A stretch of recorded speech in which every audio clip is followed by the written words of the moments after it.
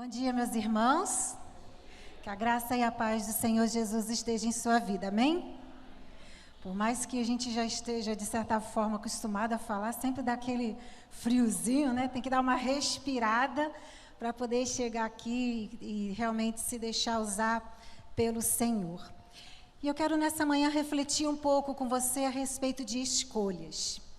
E eu queria começar falando para você que lá na década de 70, uma marca esportiva estava com as suas vendas muito baixas, era a Nike. E ela queria, né, a empresa queria ganhar o mercado. Só que ela concorria com uma outra, que era a Reebok, que naquele tempo era o top de linha dos materiais esportivos. E aí os diretores da Nike se reuniram e eles pensaram que precisavam de uma boa campanha de marketing. E precisavam, então, de desenvolver alguma estratégia para vender mais e tornar o nome da Nike mais conhecido. Aí eles foram e contrataram lá um marqueteiro, né, esse pessoal que trabalha com marketing, relações aí de publicidade. E esse homem ficou pensando como é que ele ia desenvolver o slogan da Nike. Ele queria alguma coisa que fosse impactante, que mexesse com as pessoas. E que quando elas lembrassem desse slogan, elas pudessem associar imediatamente a Nike. E aí um dia ele estava assistindo o jornal e um condenado, olha que coisa, né? A inspiração de onde veio. Um condenado à morte, um homem que tinha sido muito cruel, tinha sido condenado à morte. E a televisão estava transmitindo as falas finais dele, antes dele ser executado lá nos Estados Unidos. E aí, quando perguntaram para ele se ele queria falar alguma coisa antes de morrer, ele simplesmente olhou lá para o pessoal que ia executá-lo e disse: façam o que precisa ser feito. E ali, naquele momento, aquele rapaz que trabalhava com marketing pensou: é isso. Faça o que precisa ser feito. Mas ele pensou, mas um slogan, faça o que precisa ser feito? Não, isso não vai ficar bom. E ele ficou dias e dias processando aquilo, até que uma manhã ele acordou e disse: simplesmente faça, just do it, simplesmente faça, é isso. Faça o que tem que ser feito, simplesmente faça. E foi daí que surgiu o slogan da Nike. Mais de 40 anos e o slogan continua o mesmo. Você pode até não ter Nike, você pode até não usar nada da Nike, porque não é nada barato, né? A marca hoje é muito cara, mas em qualquer lugar onde você passar, você vê escrito Just Do It, você vai associar imediatamente a Nike. E hoje é uma empresa, uma marca que vale mais de 30 bilhões de dólares. Eu não sei quanto que é mais de 30 bilhões, que eu não faço ideia assim como que a gente dimensiona tantos números. Mas uma marca que começou com uma decisão. Simplesmente faça o que precisa ser feito. Just do it. Escolha. E hoje a Nike patrocina quem?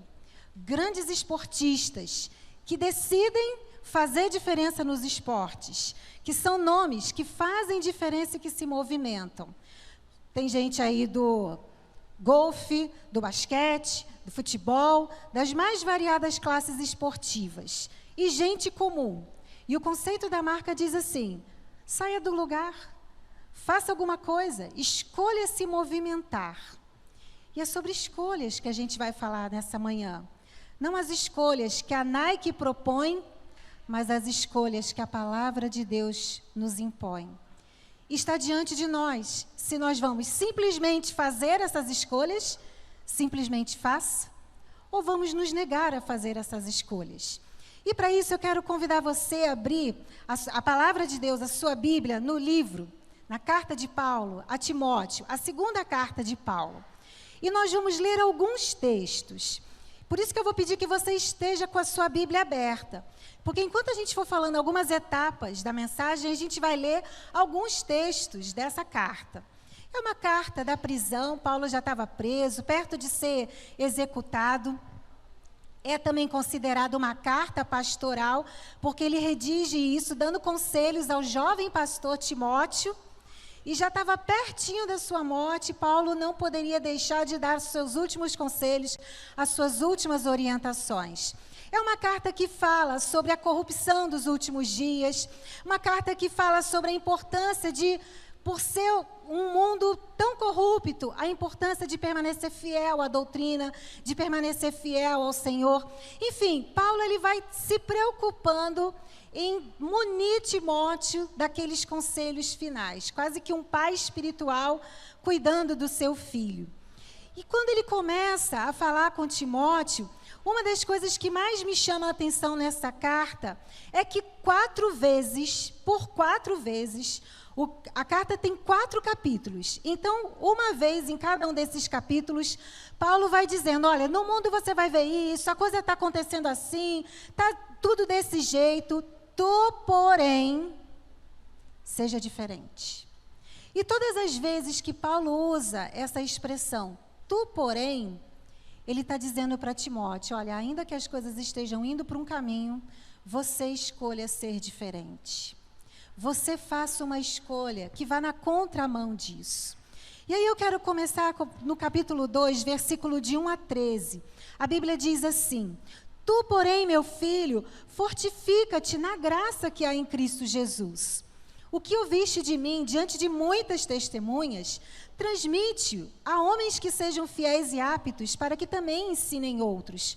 Sofre comigo como bom soldado de Cristo.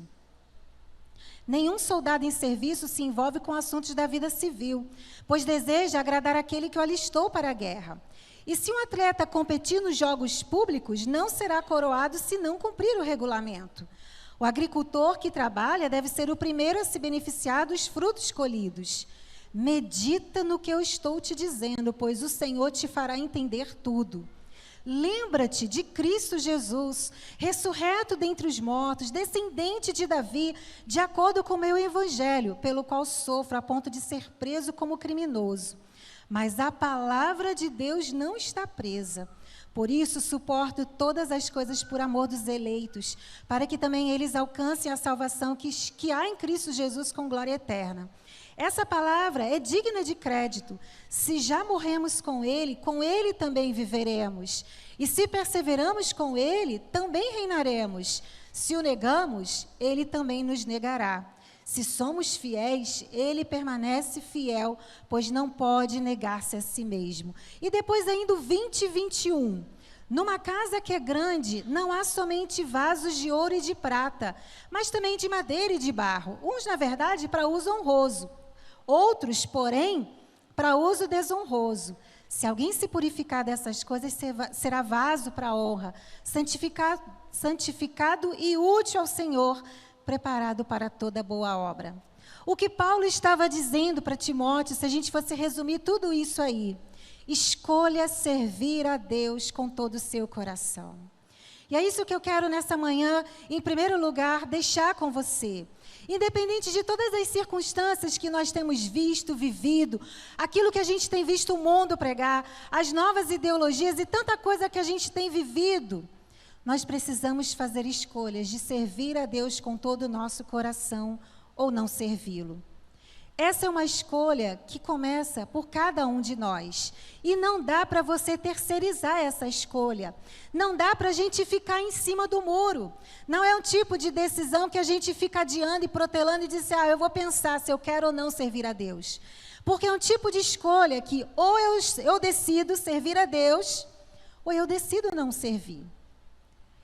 E o que Paulo está nos orientando, assim como orientou Timóteo, é que nós precisamos e devemos escolher servir a Deus com todo o nosso coração. Escolha servir a Deus com sinceridade. Quem é você quando ninguém está vendo? Quem é você quando ninguém está olhando? Se você é uma pessoa que serve a Deus, escolheu servir a Deus, você vai ser a mesma pessoa na vida pública e na vida privada. Você não vai precisar interpretar um personagem, daquele que na igreja é uma coisa, mas na vida privada é outra. Nós precisamos ser um só, ter um rosto, uma face só, se escolhemos servir a Deus com sinceridade. Escolha servir a Deus com generosidade.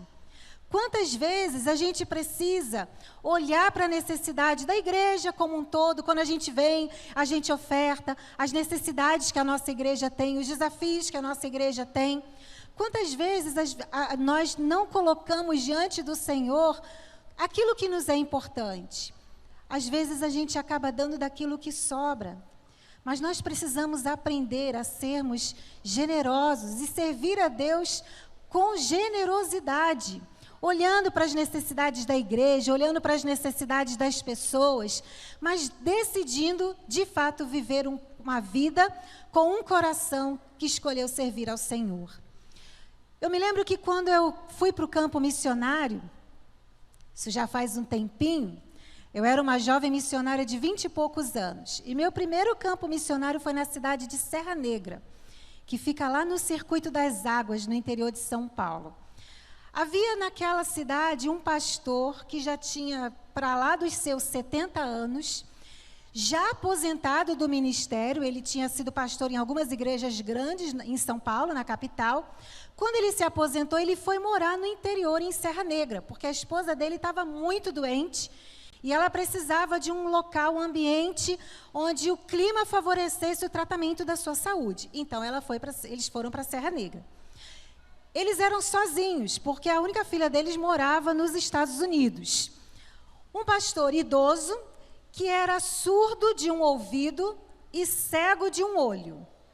Então, tinha tudo para dizer: estou aposentado, não vou fazer mais nada da vida. Vou só cuidar da família, da minha esposa, e eu já cumpri meu ministério. Mas quando ele chegou em Serra Negra, ele percebeu que naquela cidade não tinha uma igreja. E ele começou, então, na sala da casa dele, num prédio, ele começou a reunir pessoas para estudar a Bíblia. Pastor José é um dos maiores evangelistas que eu já conheci. Um homem simples, mas que quando ele sentava para conversar com alguém, dificilmente essa pessoa levantava a mesma. Porque se essa pessoa não conhecia Jesus, ele levava essa pessoa a conhecer Jesus. Ele tinha o dom da evangelização. É evidente que a evangelização é uma ordem para todos nós devemos falar de Jesus. Mas ele, além de cumprir a ordem de Jesus, ele também tinha uma habilidade muito grande de levar pessoas a conhecer Jesus. Só que o pastor José, ele já não conseguia mais levar o trabalho para o crescimento, porque as pessoas começaram a aceitar Jesus e o trabalho começou a crescer e ele não tinha mais fisicamente condições de levar aquele trabalho à frente. Então foi aí que ele fez uma escolha, uma decisão. Vamos pedir ajuda à Junta de Missões Nacionais para que envie missionários e possa nos ajudar aqui a plantar essa igreja na cidade de Serra Negra. E foi aí que eu entrei na história. Eu cheguei em Serra Negra no dia 5 de julho de 1998. Naquele lugar havia um ponto de pregação com 12 pessoas. E o pastor José, surdo de um ouvido, cego de um olho, mas um homem que escolheu servir ao Senhor com todo o coração. E quando eu cheguei lá, ele me abraçou e ele falou: eu cheguei, mais 2 missionárias, vocês são respostas das nossas orações. E como eu aprendi com aquele homem o que é escolher servir ao Senhor. Ele passou muitas dificuldades pessoais, familiares, de saúde. Logo depois a esposa dele faleceu. E aí nós pensamos: e agora? Como é que esse senhor, já idoso, com tantas dificuldades, ele vai continuar? Mas ele sempre dizia: eu escolhi servir ao Senhor e vou fazer isso até meu último dia de vida. E foi assim que a Igreja Memorial Batista, na cidade de Serra Negra, nasceu, por conta da escolha de uma pessoa de servir a Deus com todo o seu coração. Outros vieram depois do pastor José.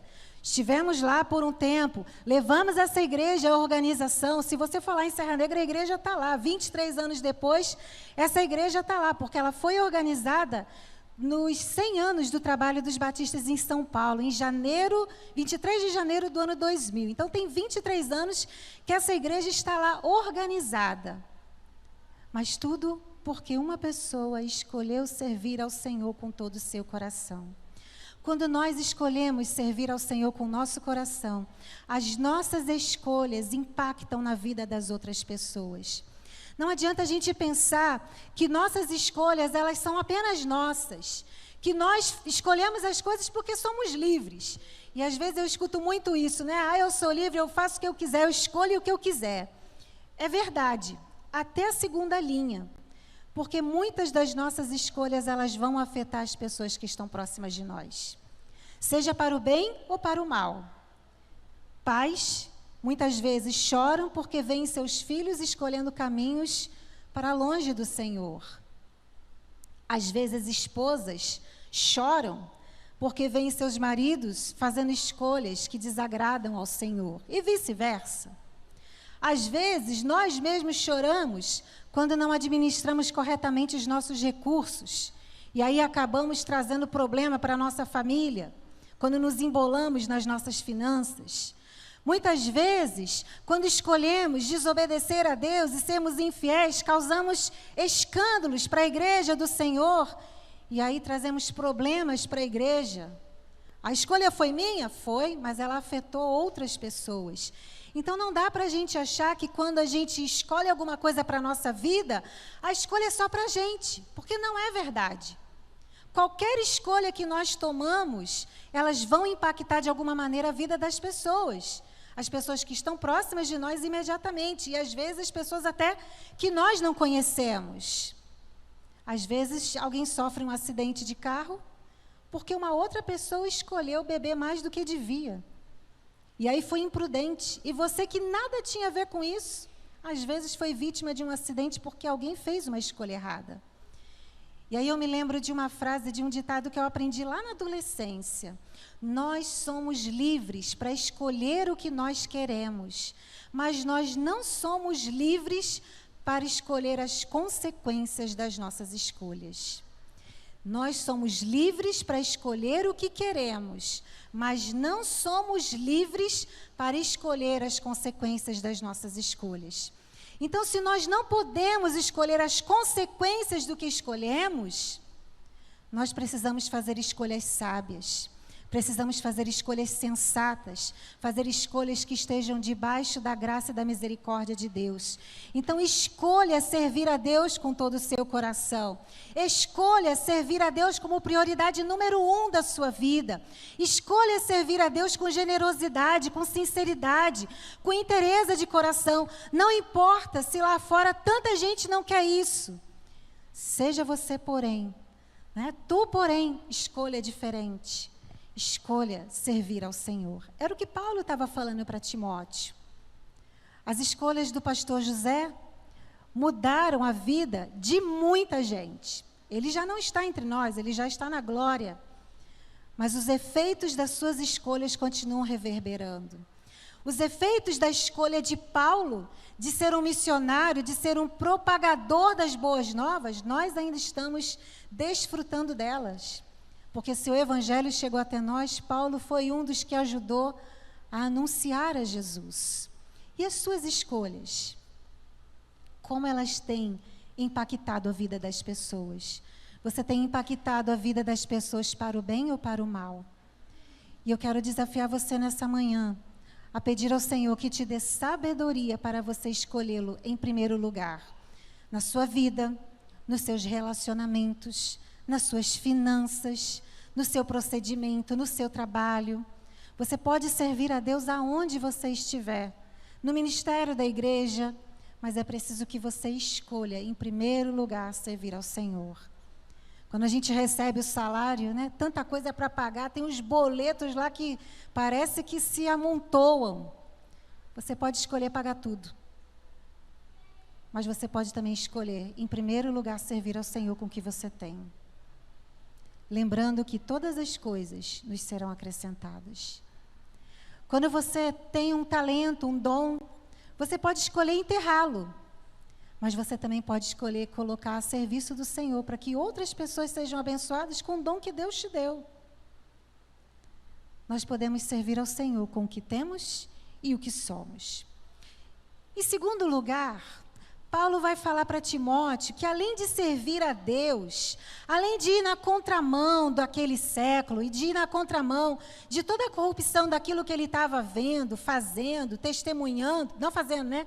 Mas testemunhando do que outro estava fazendo, Paulo dizia, olha, seja diferente, Mas Paulo deu um segundo conselho para Timóteo, que está ainda no capítulo 2, nos versículos de 23 a 25. Paulo vai dizer para Timóteo assim: rejeita as questões tolas e inúteis, sabendo que elas geram discussões. Ao servo do Senhor não convém discutir, mas, pelo contrário, deve ser amável para com todos, apto para ensinar, paciente, corrigindo com mansidão os que resistem, na esperança de que Deus lhe conceda o arrependimento para conhecerem plenamente a verdade. E aí, à luz do que Paulo está dizendo para Timóteo, nós podemos dizer o seguinte: escolha ser gentil. O sinônimo de gentileza é amabilidade. É a gente ser amável, a gente poder ter palavras gentis, conduta gentil, que vai fazer diferença na vida das pessoas. Naquele tempo, como agora, as pessoas discutiam e tinham controvérsias por conta de tudo. Se você ler todo o livro de Atos, você vai ver que de vez em quando a igreja lá, as igrejas, né, primitivas, elas tinham ali divergências, e aí elas se reuniam em concílio. Vamos fazer um concílio para a gente definir as coisas. E ali eles definiam tudo. Então, as divergências, elas vêm de muito tempo. É normal que nos dias atuais a gente também tenha divergências. E as nossas divergências, às vezes, são divergências políticas, às vezes as nossas divergências são ideológicas, às vezes as nossas divergências, elas são de posicionamentos, porque somos pessoas diferentes. Mas nós precisamos ter cuidado quando nós vamos debater e colocar as nossas divergências. E nós estamos vivendo um tempo em que as pessoas, elas não conseguem mais conversar nem dialogar. Elas querem brigar. E as redes sociais, que foram criadas para conectar pessoas, estão virando, já viraram um território de ódio, de guerras. Eu falei aqui da outra vez que eu estou num detox digital, eu estou num processo de detox. Já estou no Facebook e minha conta já está praticamente morta. Do Instagram eu ainda estou lá porque a gente precisa das redes sociais, né? Mas a do Facebook está praticamente morta. Canais do YouTube só sigo se for de algumas igrejas específicas, porque tem uma variedade, né? Mas de algumas igrejas específicas. Porque me cansa ver tanta discussão e tanta divergência. Me cansa ver linchamento público por conta de divergências. Eu concordo com todos os posicionamentos que alguns irmãos nossos fazem? Absolutamente que não. Mas eu também não posso concordar com os linchamentos públicos que às vezes a gente vê na internet. Porque me parece que a internet virou um território para a gente espalhar a perversidade, a maldade. A gente, às vezes, pega os aplicativos de mensagem. Quantos grupos você tem? Você tem muitos? Eu parei de contar quantos grupos eu tenho. Alguns eu silencio, outros eu saio de fininho, que agora a gente pode sair de fininho, né? Sair a francesa. Outros eu ignoro algumas mensagens e alguns eu sou participante ativa. Mas quantas vezes nos grupos a gente vê discussões inúteis? Alguém vai lá, posta uma coisa, aí tem 30 discordando daquilo. E aí passa o dia todo falando daquele negócio. Cansa, não cansa? Porque as pessoas perderam o senso de gentileza, perderam o senso de amabilidade. Você vai no trânsito, as pessoas discutem, brigam, xingam, fazem gestos. Você vai no supermercado, a caixa demora um bocadinho, já tem gente berrando. Essa semana eu estava lá no Bradesco, entrei aqui no Bradesco da Dias da Cruz, aqui no cruzamento quase da Vila Ela Tavares, e eu estava ali no autoatendimento. E um sol desse de lascar a cabeça da gente, um monte de gente do lado de fora na fila. Aí o funcionário, com a gentileza dele, pediu que as pessoas entrassem para dentro ali daquele ambiente que estava um pouco mais refrigerado e não estava aquele sol escaldante na cabeça. Foi o estopim para o caos se instaurar. Uma pessoa específica, uma mulher, começou a gritar do nada, xingando todo mundo, xingando os funcionários, Nossa, fazendo assim aquela arruaça dentro do banco, porque na cabeça dela, as pessoas tinham que esperar lá fora, porque a parte de dentro ficou muito quente. E tudo era culpa do banco. E gritou, assim, trazendo um caos. E naquele momento eu fiquei pensando, como as pessoas estão intolerantes. Como coisas tão pequenas se tornam tão grandes, tão rapidamente. Porque nós estamos nos esquecendo de sermos amáveis.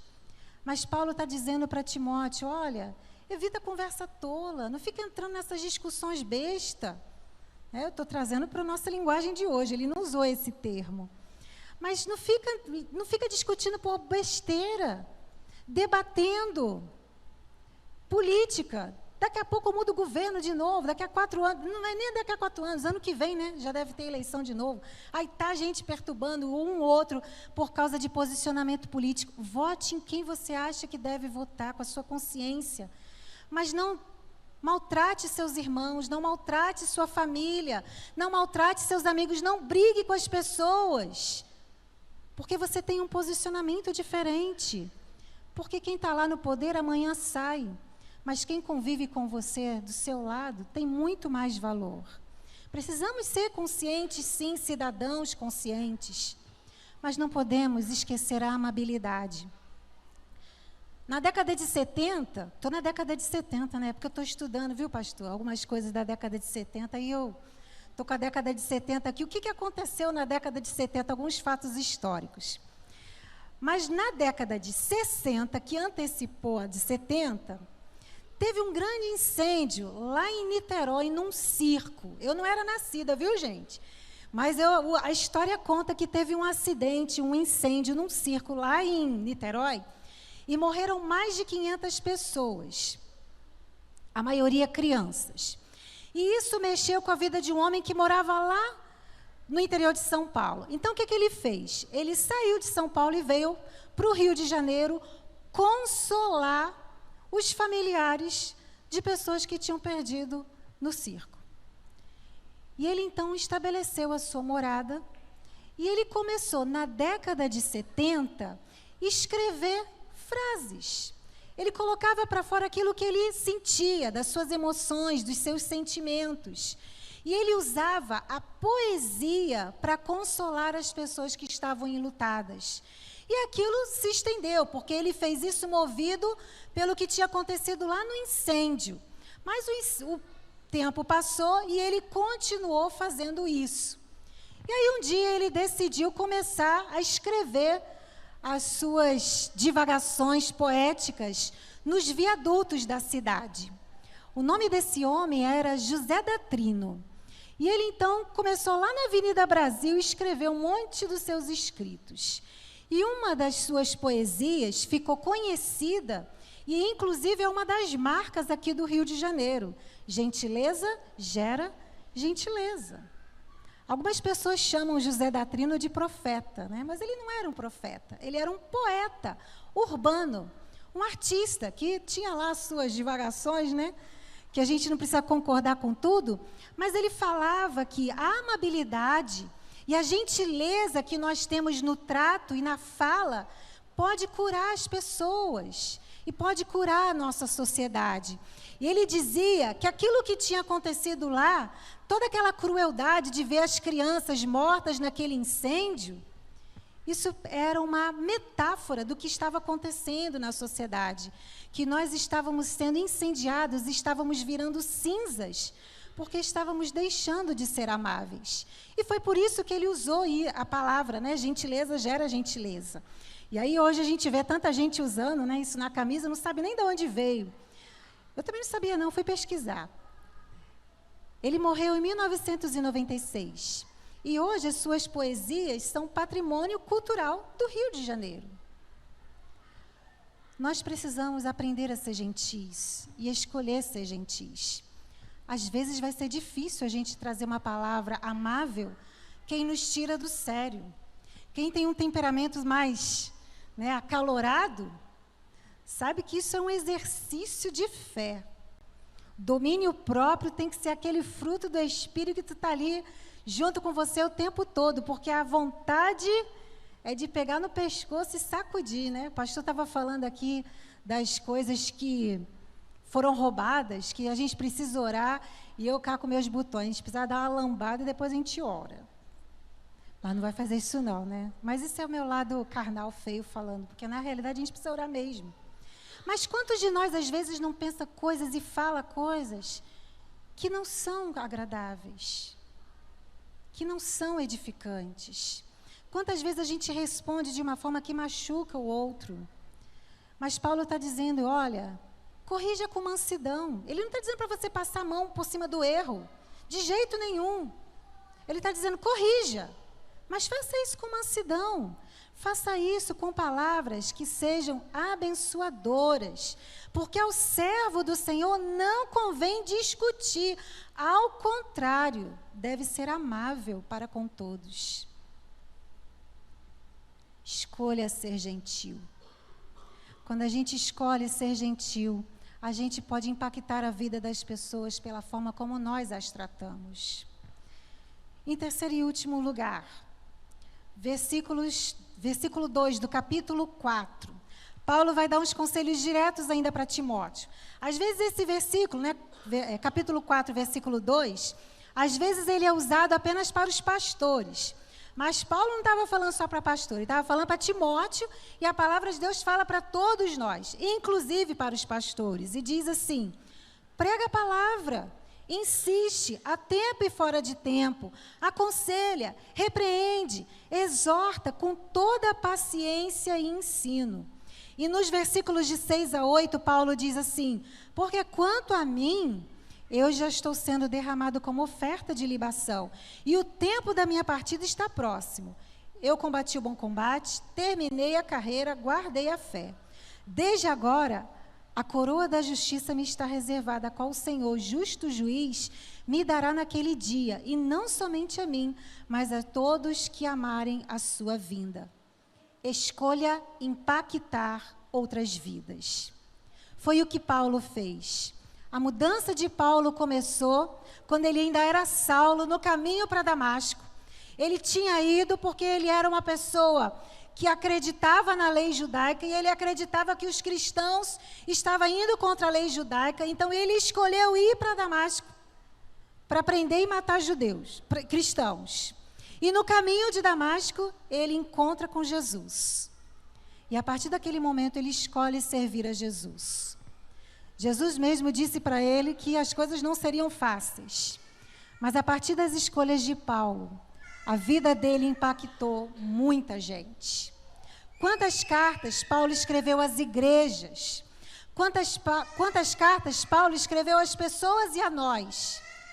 E agora, quando ele já está no fim da sua vida, que ele faz um balanço de tudo o que aconteceu com ele, ele vai dizer, olha, eu sei, estou no final da carreira, vou morrer daqui a pouco, a minha vida já está sendo derramada como oferta. Eu sei que eu combati o bom combate, estou terminando tudo. Mas você, Timóteo, continue pregando a palavra. Você, Timóteo, ensine fora de tempo e a tempo. Ou seja, Paulo está dizendo para Timóteo, eu já cumpri a minha parte. Eu já fiz o que eu precisava fazer. Agora é a sua vez. Então faça o que precisa ser feito. Escolha impactar a vida das pessoas. Viva uma vida que vai mudar a vida das pessoas. E é isso que eu quero que a gente pense nessa manhã. Que escolhas você está fazendo que está impactando a vida das pessoas? O que você está fazendo na sua vida privada que está impactando a vida das pessoas? Você tem orado pelos perdidos? Você tem orado por aqueles que ainda não conhecem a Cristo? As suas orações podem mudar a realidade, impactando a vida das pessoas. Você tem orado pelos enfermos? Você tem colocado a sua profissão à disposição das pessoas, não porque ganha uma remuneração, mas porque você está servindo as pessoas de alguma forma? Porque o trabalho, ele pode ser só trabalho, e aí a gente vai fazer de uma forma chata, cansada, mal-humorada, porque a gente está infeliz. Mas o trabalho também pode ser um ministério, de você servir a Deus servindo as pessoas. mesmo sendo um trabalho, entre aspas, secular. Porque somos nós que fazemos essa divisão, né? O secular do espiritual. Na realidade, nós somos servo de Deus aonde nós estamos. E nós podemos servir as pessoas aonde nós estamos. Inclusive com a nossa profissão. Então, escolha impactar a vida das pessoas. Eu acho que eu já contei isso aqui para vocês, mas eu vou contar de novo. Em 2014, eu tinha ido falar numa assembleia da Convenção Batista Brasileira. A Kátia deve lembrar disso, né? Lá em João Pessoa. A gente trabalha a beça nesses eventos. Você não tem noção. É da hora que começa, a hora que termina, e depois que termina a gente ainda continua trabalhando. Então, foi uma semana de muito trabalho. Quando chegou no final de semana, eu vim para casa, morava aqui ainda na Aquidabã, né, antes de eu mudar. E aí fiquei o final de semana em casa, e já no começo da semana a gente foi para Teresópolis, porque ia ter uma semana de atividades e de treinamentos. Aí lá fomos nós para Teresópolis. Uma semana de treinamento intenso. E lá em Teresópolis, eu comecei a me sentir mal. Eu senti uma dor estranha na perna, uma dor no corpo. E eu achei que era o cansaço, porque eu tinha trabalhado muito na convenção. A gente lá num treinamento intenso, eu achei que eu estava muito cansada. Terminou o final de semana, voltei para o Rio, e aí eu estava sentindo uma dor na perna, achando que era aquele cansaço. E comecei a tossir. Comecei a tossir. E eu falei, imagina de onde saiu essa tosse. Aí fui na emergência, disseram para mim assim, você está com pneumonia. Me deram antibiótico, comecei a tomar antibiótico na segunda-feira. Não melhorei na terça, na quarta. Aí me disseram, não, antibiótico leva 8 a 10 dias para fazer efeito. Continua tomando antibiótico. Na quarta-feira, eu já estava me sentindo pior do que no final de semana. Eu falei, não, eu vou na outra emergência. Porque eu não estou melhorando. Eu comecei a ficar com a voz fininha. Comecei a perder a voz. E comecei a sentir uma dor no peito. Parecia que tinha uma faca enfiada assim no meu peito, que quando eu respirava, dava assim umas pontadas. Eu falei, tem alguma coisa errada comigo? Aí fui numa outra emergência, num outro hospital. Aí contei a mesma história, falei, não, você está com pneumonia. Vamos fazer um raio-x. Aí fizeram um raio-x. Olhou lá, olhou cá, eu não vi nada, mas ele disse, está com pneumonia. Aí mudou os antibióticos, toma outro antibiótico, esse aí não está sendo bom. Aí vou eu comprar outro antibiótico e comecei a tomar. Voltei para casa, na quarta para quinta-feira, eu já não conseguia mais quase respirar, já não conseguia levantar da cama, porque eu não tinha forças para levantar da cama.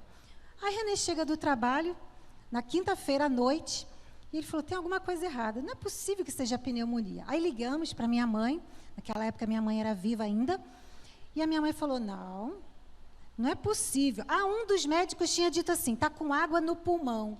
Aí a minha mãe falou, eu nunca ouvi falar nesse negócio que está com água no pulmão e ficar em casa. Aí minha mãe falou, não, tem alguma coisa estranha. Faz o seguinte, eu vou agendar um médico aqui, vou procurar um dos meus conhecidos. Minha mãe tinha trabalhado na enfermagem, já aposentada. E ela falou, vou ver algum dos médicos conhecidos, ver se alguém pode te atender de emergência. Vem para cá amanhã de manhã cedinho. Se você não puder trazer... Aí falou para a René, né? Se você não puder trazer ela aqui, o pai vai buscar. Aí René, não vou trabalhar, vou levar ela para Petrópolis. Aí na sexta-feira de manhã eu fui para Petrópolis. Cheguei lá, eu lembro direitinho do consultório médico, ele estava indo para um congresso de pneumologia, mas ele adiou um pouquinho a ida, ele falou assim, não, eu vou atender você, porque sua mãe, com quem eu trabalhei, ela era muito gente boa, ela pediu para te atender, então eu vou te atender. Aí eu vou conversar com ele a história, ele sem fazer exame nenhum, sem olhar muito assim para mim, mas pelos sintomas e pela forma como eu estava, ele disse assim para mim, você está com uma embolia pulmonar, e eu não sei nem como é que você está aqui viva. Você vai daqui para o hospital direto. Aí ele escreveu um laudo, descrevendo toda a suspeita dele e pedindo que lá na emergência imediatamente fizesse tomografia, medisse lá a gasometria, que é a oxigenação. Enfim, cheguei no hospital, já fui direto para a UTI, porque quando mediram lá a minha oxigenação, ela estava baixinha e eu já estava ali, como diz o povo, nas últimas. E todo mundo que me atendia dizia assim, como é que você não veio antes? Mas eu procurei atendimento.